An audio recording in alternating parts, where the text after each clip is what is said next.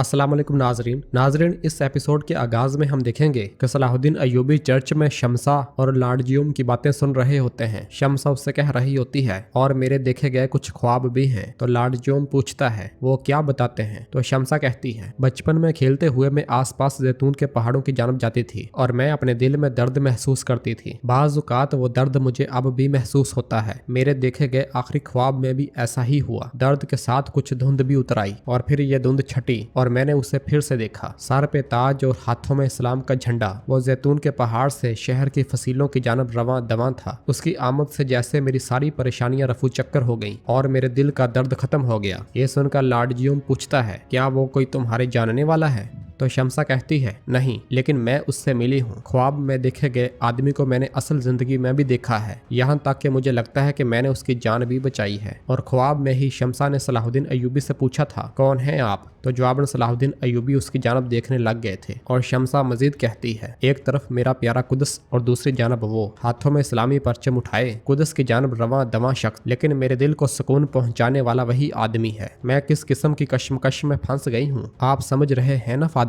बचपन से लेकर आज तक मेरे सारे ख्वाब सच साबित हुए। शमसा की बातें सुनते सुनते सलाहुद्दीन अय्यूबी भी अपना ख्वाब याद करते हैं। और शमसा मजीद कहती है वो मुसलमान अमीर एक दिन कुदस को फतह करेगा और गालिबन मैं उसे अपना दिल दे बैठी हूँ। यह सुनकर लॉर्ड जियोम कहता है कुछ ख्वाब इसके बरक्स होते हैं, तसल्ली रखो, कुदस हमेशा ईसाइयों का रहेगा। और फिर शमसा कहती है आपके मेरे शहर आने के बाद मैंने अपनी सारी परेशानियां बता दी हैं। आपके कीमती वक्त का बहुत शुक्रिया। अब मैं इजाजत चाहती हूँ। यह सुनते साथ ही सलाहुद्दीन अय्यूबी एक जानब छुप जाते हैं और वो दोनों वहां से रवाना हो जाते हैं। सलाहुद्दीन अय्यूबी जैसे ही बाहर आते हैं तो जमशेद का आदमी उनके गले में रस्सी डाल देता है, जबकि बाहर शमसा लॉर्ड जियोम के साथ आगे बढ़ते हुए कहती है फादर मेरे बहुत से यादगार दोस्त हैं, अगर आपको किसी भी चीज की जरूरत हो तो बिला झिझक मुझे तलाश करें। तो जवाबन लॉर्ड जियोम कहता है दर हकीकत एक ऐसी चीज है जिसमें आप मेरी मदद कर सकती हैं। मुझे लतीफ नाम के एक मुसलमान मौलज की तलाश है। मेरे पास उसे पहुंचाने के लिए एक अमानत है। क्या कभी तुमने उसका नाम सुना। तो जवाबन शमसा कहती है नहीं, लेकिन मैं आपके लिए फ्रीजे पर मामूर सिपाहियों से पूछ सकती हूँ, वो यकीनन जानते होंगे। जिस पर लॉर्ड जियोम उसका शुक्रिया अदा करता है।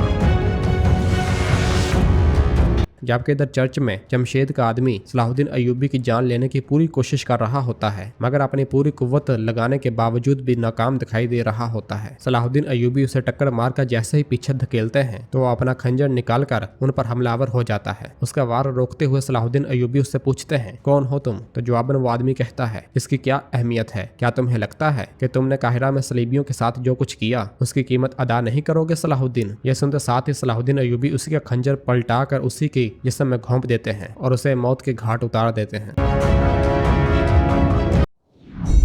जबकि दूसरी जानब हम देखते हैं कि लॉर्ड जियोम लतीफ के दवाखाने में दाखिल हो जाता है और कहता है माफ कीजिएगा, मैं तबीब लतीफ को ढूंढ रहा हूँ। तो जवाब में लतीफ कहता है मैं ही लतीफ हूँ, क्या आपके पास कोई मरीज है। तो लॉर्ड जियोम कहता है नहीं, मैं राहब आंद्रे हूँ, मेरे पास आपको देने के लिए एक अमानत है। ये कहते साथ ही वो एक खाते लतीफ को देता है। तो लतीफ पूछता है ये किसकी तरफ से है। तो जवाब में लॉर्ड जियोम कहता है एबलन के कौंतक की तरफ से। ये सुनकर लतीफ हैरानगी से कहता है कौंतक। जबकि इधर सलाहुद्दीन अय्यूबी जैसे ही चर्च से निकल कर बाजार में आते हैं तो उनके साथी उनके पास आ जाते हैं और फिर उर्फा उनसे कहता है आपने हमें नहीं आने को कहा था, लेकिन हम इस सारे वक्त में बहुत परेशान थे। जबकि इसी दौरान जमशेद जब सही सलामत सलाहुद्दीन अय्यूबी को देखता है तो उसे निहायत गुस्सा आता है और फिर सलाहुद्दीन अय्यूबी उर्फा से कहता है कि बाजार के दरवाजे पर सबको इकट्ठा करो, मेरे पास उन्हें बताने के लिए कुछ है। ये कहते साथ ही सलाहुद्दीन अय्यूबी वहां से रवाना हो जाते हैं, जबकि जमशेद भी दूसरी जानब पलट जाता है। जबकि इधर शिफा खेमे में लॉर्ड जियोम लतीफ से कहता है दर हकीकत सूरत हाल काफी पेचीदा है। कौन तक मेरा दोस्त है और उसने मुझसे कहा कि मैं ये खातर राहब ब्रोनो को दे दूं। वो आपको इस सूरत हाल से आगाह करने वाला था, मगर राहब ब्रोनो मर गया है। खुदावंद उसकी मगफिरत करे, मैं इसीलिए यहाँ पर आया हूँ। ये सुनने के बाद लतीफ जैसा ही खत खोलकर पढ़ने लग जाता है और फिर उससे पूछता है ये क्या है। तो लॉर्ड जियोम कहता है एक दस्तावेज जो आपको इजाजत देगी वो सोना लेने की जो आपका है। यह सुनकर लतीफ पूछता है क्या इन सब का कौन तक के भाई बालन का यहाँ होने से कोई ताल्लुक है। तो लॉर्ड जियोम कहता है बालन क्या वो यहाँ पर है। जबकि उधर महल के मरकजी कमरे में वजीर शहवार जौहर से कह रहा होता है, ये कैसी गफलत है, तुमने कहा कि तुम्हारे अबाउजदाद ने काहिरा कायम किया था, क्या उन्होंने तुम्हारी तरह मिस्र से चोरी की? तुम्हारा हक तुम्हारा सर उड़ाया जाना ही था, अब तक इंतजार करना गलती थी। ये कहते साथ ही वो जैसे ही तलवार निकालता है तो जौहर उसके कदमों में गिर जाता है और कहता है, वल्लाह इस मामले से मेरा कोई ताल्लुक नहीं है। मगर शहवार कहता है, कैसे नहीं है, तुम दरगाम के करीब तरीन आदमी थे, क्या उसने तुम्हारे इल्म के बगैर सारा खजाना खाली कर दिया? तो जवाबन जौहर कहता है, मैंने उसे रोकने की भरपूर कोशिश की, लेकिन मैं उससे अपनी बात नहीं मनवा सका। मुझे एक मौका दें और अपने खोए हुए सोने को तलाश करने के लिए अपनी जान कुर्बान करने दें। जिस पर शहवार कहता है, वो तुम वैसे भी करोगे, इतना सारा सोना तलाश करने का कोई इम्कान नहीं है। तो जवाबन जौहर कहता है, मोहतरम वजीर ऐसा ना कहें, आप मुझे जानते हैं, अगर मैं नहीं तो क्या काजी फाजिल ऐसा कर सकता है? हरगिज नहीं। हमारे सर पर उसने एक जंगी अमीर को ला खड़ा किया, लेकिन आपको हर सूरत हाल को समझने के लिए और आपके हुक्म के लिए सब कुछ कुर्बान करने वाले शख्स की जरूरत है। यह सुनते साथ ही शहवार सोच में पड़ जाता है।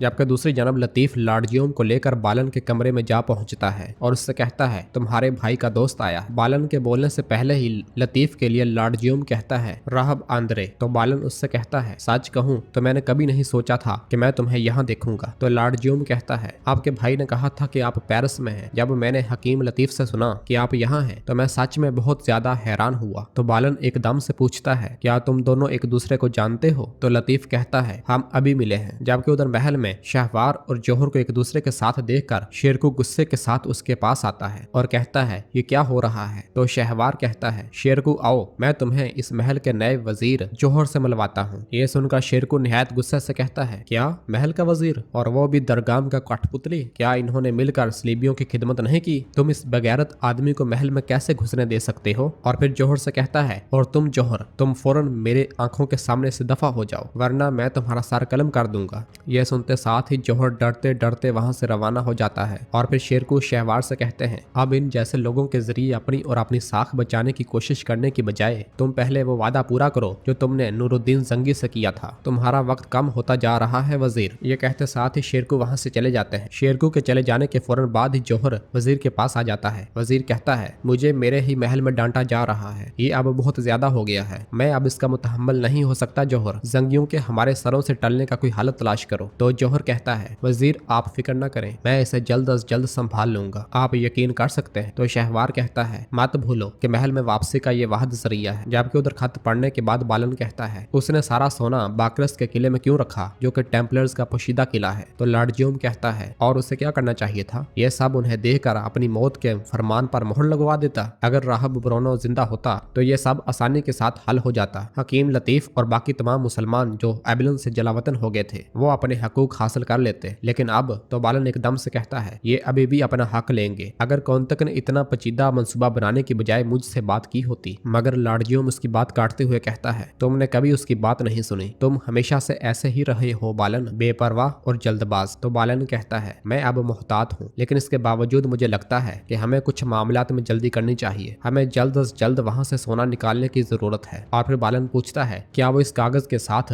राहब ब्रोनो के अलावा सोना किसी और के हवाले कर देंगे? तो लाडजियोम कहता है, जी हाँ जरूर, वो इसे फादर को दे सकते हैं। तो बालन कहता है, फिर हमें पादरी ब्रोनो की जरूरत है। तो लाडजियोम कहता है, तुम ये नहीं सोच सकते कि वो इसे नहीं पहचानते। कौंतक ने रकम बजाते खुद उसके जरिए पहुंचाई। ये सुनकर बालन कहता है, फिर हमें चुपके से बाकरस में दाखिल होना है और सोना लेना है। उनकी बातें सुनने के बाद लतीफ कहता है, अगर आप वहाँ से सोना लेते हैं तो ये चोरी होगी, लेकिन अगर हम वो ले लें जो हमारा है तो ये चोरी नहीं होगी। वैसे भी आपके खड़े होने में बहुत वक्त है बालन। और फिर लाडजियोम कहता है, तुम कितने किलों को जानते हो जो बाकरास की तरह महफूज है? और फिर बालन लतीफ से कहता है, क्या यह गुस्ताखी नहीं होगी कि अगर मैं तुमसे कहूँ कि मुझे अपने राहब आंद्रे के साथ अकेला छोड़ दो? ये सुनते साथ ही लतीफ कमरे से रवाना हो जाता है और बालन लाडजियोम से कहता है, यकीनन मैं जानता हूँ कि किले की हिफाजत कैसे की जाती है लाडजियोम, हमें वहाँ इकट्ठे जाना होगा। मगर लाडजियोम कहता है, हरगिज़ नहीं, मैंने पहले ही यहाँ आकर बहुत बड़ा खतरा मोल लिया है, सिर्फ और सिर्फ कौंतक के लिए, लेकिन बाकी काम अब मेरा नहीं है। अगर कुदस उसके लोगों को मालूम होता है कि मैंने क्या किया तो बालन एकदम से कहता है, लाडजोम खुदावंद से डरना चाहिए, तुम्हारी बीवी के बाप बादशाह मार्लेग से नहीं, खुदावंद से डरना चाहिए। यह सुनते साथ ही लाडजियोम भड़क जाता है और उससे कहता है, अगर मेरी बीवी के बारे में बकवास जारी रखते हो तो तुम्हें खुदावंद के साथ साथ मुझसे भी डरना चाहिए बालन। तो बालन कहता है, वो सोना इन मुसलमानों का है। तो लाडजियोम कहता है, बेचारा कौन तक, वो चाहता था कि मैं तुम्हें बता दूं कि काम पूरा होने के बाद उनके हकूक पहुंचा दिए जाएंगे। क्या तुम जानते हो, वो उम्मीद करता है कि तुम भी उसके साथ होगे और इस तरह साफ जमीर के साथ एबलन वापस जाओगे। मगर बालन कहता है, ये मामला खत्म होने के बाद मैं साफ जमीर के साथ पेरिस वापस जाऊंगा। एबलन तो हरगिज नहीं, लेकिन मैं तब तक नहीं जाऊंगा कि जब तक इन मुसलमानों का हक इन्हें नहीं मिल जाता। यह सुनते साथ ही लाडजियोम उस लम्हे को याद करता है जब उसने आने से पहले अपनी बीवी से कहा था, मुझे डर है कि जब तुम बालन को फिर से देखोगी तो तुम्हारे जज्बात दोबारा से पड़वान चढ़ेंगे। मगर उसकी बीवी ने गुस्से से कहा था, पड़वान चढ़ाने को कुछ नहीं है। इस ख्याल के बाद लाडजियोम बालन से कहता है, तुम्हारे लिए नहीं बल्कि मेरे दोस्त कौनते के लिए मैं अपना आखिरी एहसान करूंगा। इसके बाद तुम पेरिस जाओ और मैं कुदस वापस जाऊंगा। ना देखेंगे, ना सुनेंगे और ना ही बोलेंगे। तो बालन कहता है, मुझे कोई एतराज नहीं है। लाडजियोम कहता है, हम इस मामले को अकेले नहीं संभाल सकते, हमें किसी की मदद चाहिए होगी। तो बालन कहता है, मैं किसी ऐसे काबिल भरोसे आदमी को जानता हूँ जो हमारी मदद कर सकता है।